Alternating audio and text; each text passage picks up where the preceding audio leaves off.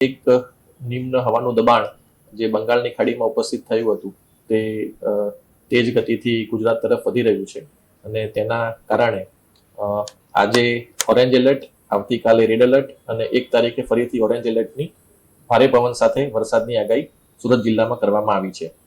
તે સંદર્ભે Surat municipal commissioner દ્વારા તમામ તૈયારી કરી દેવામાં આવી છે. સાથે સાથે જિલ્લાની અંદર જિલ્લા વિકાસ અધિકારીશ્રી દ્વારા પણ તમામ તાલુકા વિકાસ અધિકારીઓને એલર્ટ કરવામાં આવ્યા છે. એ સાથે સાથે પ્રાંત અધિકારીશ્રી અને મામલતદારશ્રીઓને પણ એલર્ટ કરવામાં આવ્યા છે. તે પૈકી નીચાણવાળા વિસ્તારોમાં જ્યાં પાણી ભરાવાની શક્યતા રહે છે ત્યાંથી સ્થળાંતર કરવા માટેની સૂચના આપવામાં આવી છે.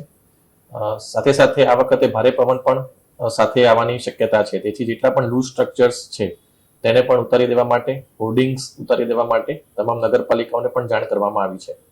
મારી ખાસ એક વિનંતી પશુપાલકોને છે કે આપના પશુઓને આપ બાંધીને રાખો છો, તેથી જ્યારે વધારે વરસાદ આવે અને પાણી ભરાય તો તેવા સમયે તેને તણાવવાની શક્યતા રહે છે.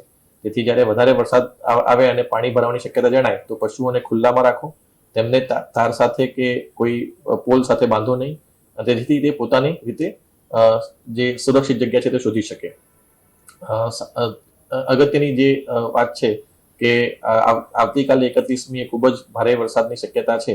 તેથી તમામ નાગરિકોને મારી વિનંતી છે કે આપ સતત વેધર વોચ ઉપર નજર રાખતા રહો અને જે પણ IMDનું ફોરકાસ્ટ આવે છે તેને સતત જોતા રહો, જેથી જરૂરિયાત ના હોય તો તેવા સંજોગોમાં આપણે બહાર ના નીકળીએ.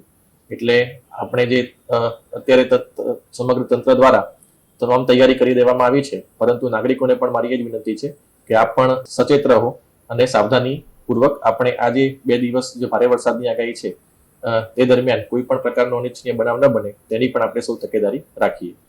અત્યારે હાલ આપણે કોઈ જાહેરાત સ્કૂલ અને કોલેજ અથવા એના માટે નથી કરતા, પરંતુ આજે સાંજે જે પ્રમાણે પ્રેડિક્શન ફરીથી આવશે અને જે ફોરકાસ્ટ આવશે તે પ્રમાણે આપણે નિર્ણય કરવામાં આવશે.